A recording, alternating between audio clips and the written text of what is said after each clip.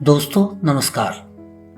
मैं बी.एम. मिश्र अनसुने किस्से में आप सबका हृदय से स्वागत करता हूं। अनसुने किस्से में मैं इस मंगलवार आपके लिए लाया हूं कहानी सिसकियों का सौदा।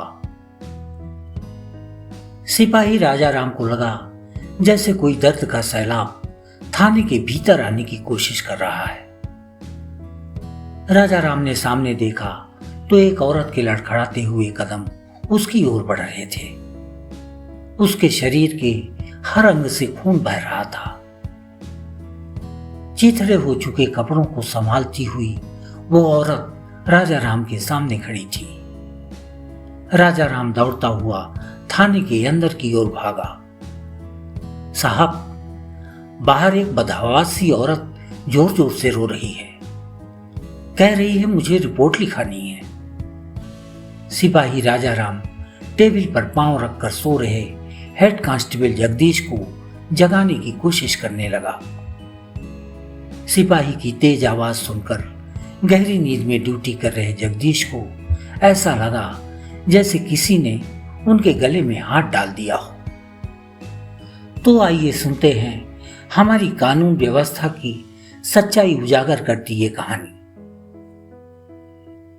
मुझे मत मारो, छोड़ दो मुझे, मैंने तुम्हारा क्या बिगाड़ा है। बेबसी भरी चीख से पूरी पहाड़ी गूंज रही थी।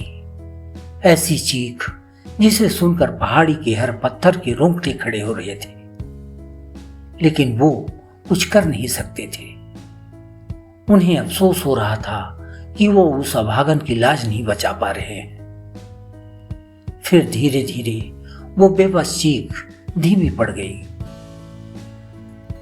ऐसा लगा जैसे आसमान से कोई बिजली गिरी हो और उस अभागन की छाती के आर पार हो गई हो। हृदय विदारक कराह से पूरी पहाड़ी का कलेजा छलनी हो गया।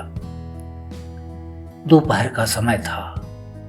पहाड़ी से कुछ ही दूर थाने में बैठे सिपाही राजा राम के कानों तक आवाज पहुंची, जैसे किसी ने पुकारा हो, कोई है, बचा लो मुझे। उसे उन पत्थरों की सिसकियां भी सुनाई दी जो किसी लाचार के खून से लाल हो चुके थे। राजा राम के पांव आगे बढ़े, लेकिन साहब के आदेश ने उन्हें रोक लिया। साहब ने कहा था थाना छोड़कर कहीं नहीं जाना। राजा राम विचलित था। उसे लग रहा था वह पहाड़ी की ओर दौड़ लगा दे, बचा ले उस अभागन को, लेकिन वह कुछ कर नहीं सकता था। उसने पहले भी एक दो दफा पहाड़ी से निकली ऐसी ही आवाजें सुनी थी। तब साहब ने कहा था, इतना बड़ा इलाका है, कुछ न कुछ होता ही रहता है। जब कोई शिकायत लेकर आएगा तब देखेंगे। दोपहर बीती, शाम हो गई। राजा राम को वो चीख चैन से बैठने नहीं दे रही थी। अथाह दर्द था उसमें, कुछ ऐसा जैसे कोई किसी के दिल से उसकी धड़कनें अलग कर रहा हो। शाम का धुंधलका रात की कालिमा में समाने लगा। अचानक राजा राम को लगा कि कोई दर्द का सैलाब थाने के भीतर आने की कोशिश कर रहा हो। राजा राम ने सामने देखा तो एक औरत के लड़खड़ाते हुए कदम उसकी ओर बढ़ रहे थे। उसके शरीर के हर अंग से खून बह रहा था। चीथड़े हो चुके कपड़ों को संभालती हुई वो औरत राजा राम के सामने खड़ी थी।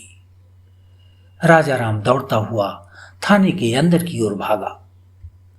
साहब, बाहर एक बदहवासी औरत जोर जोर से रो रही है। कह रही है मुझे रिपोर्ट लिखानी है। मेरा सब कुछ लुट गया, मैं बर्बाद हो गई। अब मैं कहीं मुंह दिखाने लायक नहीं रह गई।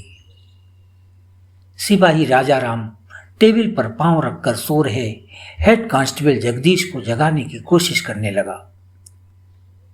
सिपाही की तेज आवाज सुनकर गहरी नींद में ड्यूटी कर रहे जगदीश को ऐसा लगा जैसे किसी ने उनके गले में हाथ डाल दिया हो। वो बकाते हुए उठे। क्यों इतना चिल्ला रहा है रे?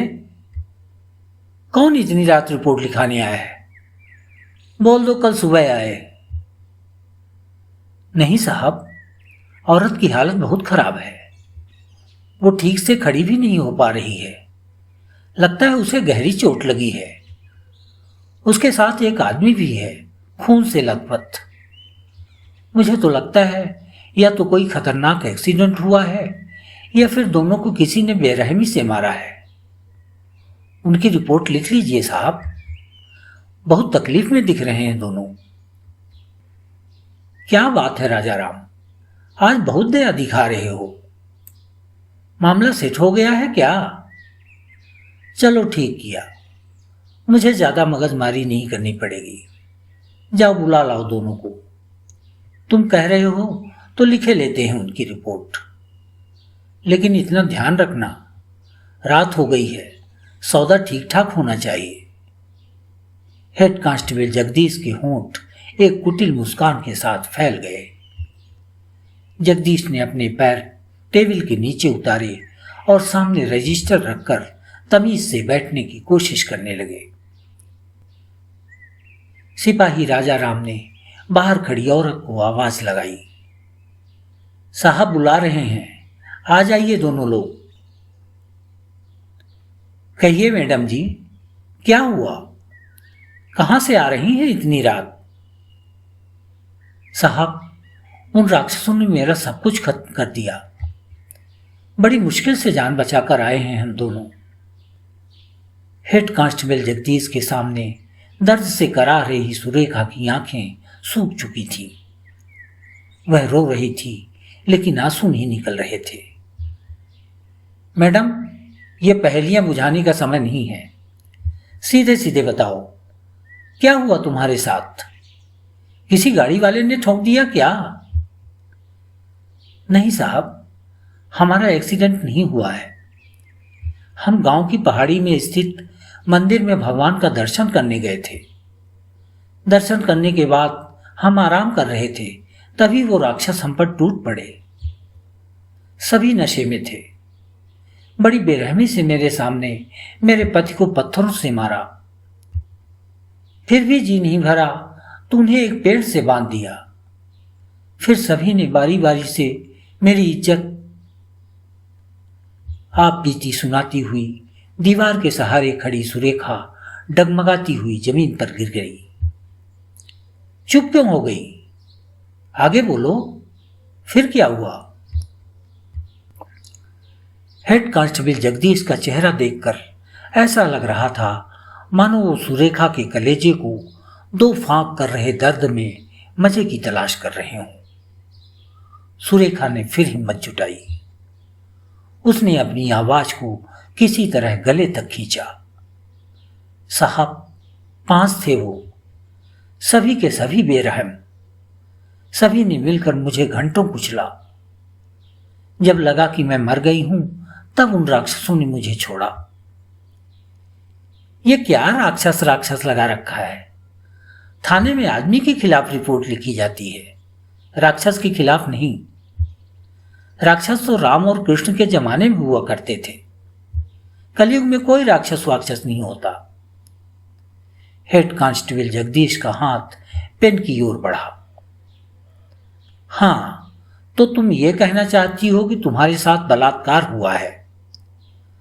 वैसे उस वीरान पहाड़ी में तुम गई ही क्यों थी? साहब, अभी 6 महीने पहले हमारी शादी हुई है। शादी के बाद मैं अपने पति के साथ हर हफ्ते किसी मंदिर में भगवान के दर्शन करने जाती हूँ। इस बार उन पहाड़ी वाले भगवान से आशीर्वाद लेने गई थी। देखिए ना साहब, इनकी क्या हालत कर दी उन राक्षसों ने। पत्थरों से पूरा सिर कुचल डाला। इनकी आंखों के सामने मुझे निर्वस्त्र कर दिया। 5 ने मेरी इज्जत को तार तार कर दिया। साहब, मामला तो गंभीर है। चलो मैं थानेदार साहब से बात करता हूं, देखता हूं वो क्या कहते हैं। Head constable Jagdish mobile phone कान में लगाते हुए कुर्सी से उठे और हाथों के सहारे अपना पूरा वजन कुर्सी पर टिका दिया। सर, एक सीरियस केस है। एक औरत आई है। कह रही है उसके साथ 5 लोगों ने मिलकर बलात्कार किया है, यानी गैंगरेप। क्या करना है सर? मामला कायम कर लूं सर? अरे जगदीश, तुम्हारा दिमाग सटक गया है क्या? जानते हो कल सीएम आ रहे हैं। मामला कायम हो गया तो मेरी हालत पतली हो जाएगी। किस किस को जवाब दूंगा? फिर अगर बात सीएम तक पहुंच गई तो समझो सस्पेंशन तय। ऐसा करो जगदीश, उस औरत को समझा बुझाकर किसी तरह थाने से भगाओ। बोल दो कल शाम को आए। घटना की तहकीकात करने के बाद रिपोर्ट लिख लेंगे। तब तक सीएम ही चले जाएंगे। जगदीश, ये ध्यान रखना, वो औरत किसी भी हाल में किसी से मिलने न पाए। तुम खुद उसे उसके घर तक छोड़कर आओ। जी श्रीमान जी कहते हुए जगदीश ने मोबाइल फोन टेबल पर रख दिया और वैसा ही किया जैसा थानेदार साहब ने कहा। जगदीश सुरेखा को उठने का इशारा करते हुए बोले, हाँ तो बताओ कौन थे वो? किसी को पहचानती हो? नहीं साहब, पहले उन्हें मैंने कभी नहीं देखा। बस इतना बता सकती हूं कि सभी नशे में चूर थे। बातों से ऐसा लग रहा था जैसे उनकी लंबी पहुंच हो। कलेक्टर एसपी का नाम तो ऐसे ले रहे थे जैसे वो उनके घर के नौकर हों। अरे मैडम जी, नाम नहीं बताओगी तो हम रिपोर्ट लिखेंगे किसके खिलाफ? कुछ तो पता होना चाहिए। हम भगवान थोड़े हैं कि अपनी दिव्य दृष्टि से उन्हें पहचान जाएंगे। साहब, यदि वो सामने आ जाए तो मैं सबको पहचान लूंगी। बड़े डरावने थे उनके चेहरे, पूरे हैवान दिख रहे थे वो। फिर वही बात मैंने कहा ना, थाने में राक्षस और हैवान के खिलाफ रिपोर्ट नहीं दर्ज होती। यदि वो आदमी थे तो उनका कुछ नाम पता तो होगा ही। जब तक तुम कुछ बताओगे नहीं, मैं कैसे रिपोर्ट लिख लूं?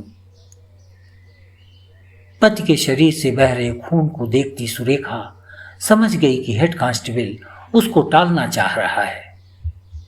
उसने सोचा कि रिपोर्ट तो लिखी नहीं जाएगी।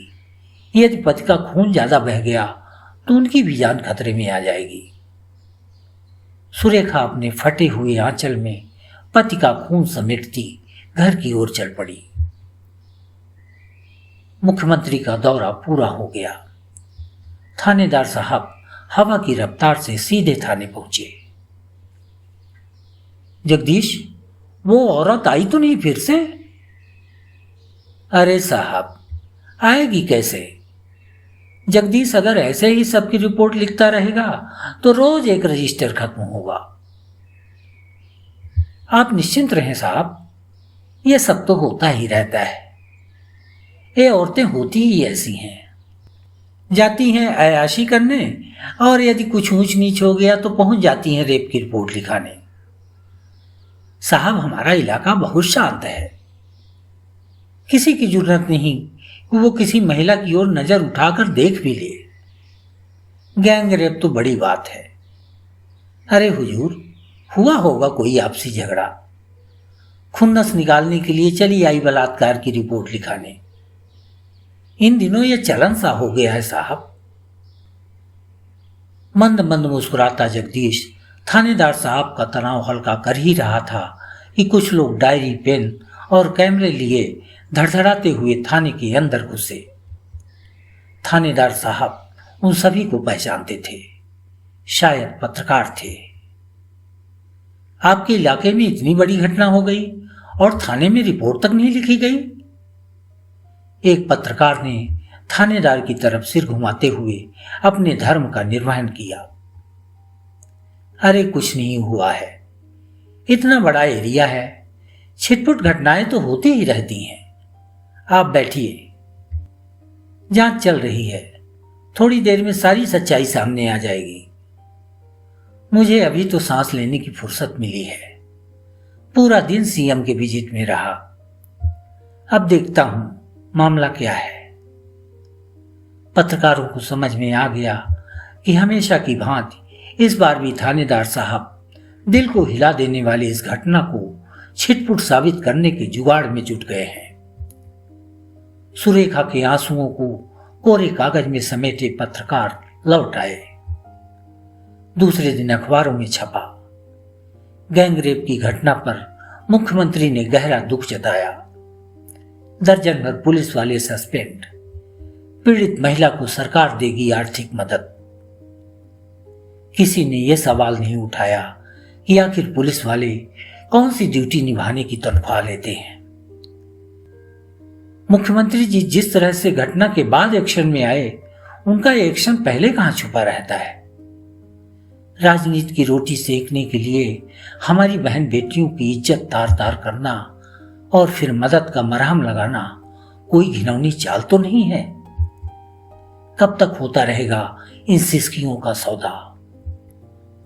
कहीं हमारी पॉलिटिक्स ही तो नहीं तैयार कर रही है दरिंदों की ये फौज। सिपाही राजाराम बड़े गौर से अखबार देख रहा था। उसकी नजर अखबार के पन्ने के दाईं ओर छपी उस प्रमोशन सूची में थी जिसमें उसके थानेदार साहब का भी नाम था। वो मंद मंद कुछ यूं मुस्कुरा रहा था जैसे कह रहा हो, गैंगरेप की इस घटना में केवल 5 दरिंदे ही नहीं बल्कि पूरा सिस्टम शामिल है। मित्रों, आपको ये कहानी कैसी लगी कमेंट बॉक्स में हमें जरूर बताएं। कहानी यदि अच्छी लगी हो तो लाइक व शेयर करना ना भूलें। और हाँ, यदि आपने अब तक हमारे चैनल को सब्सक्राइब नहीं किया है तो कर लें। अगले मंगलवार हम फिर मिलेंगे एक नई कहानी के साथ। धन्यवाद।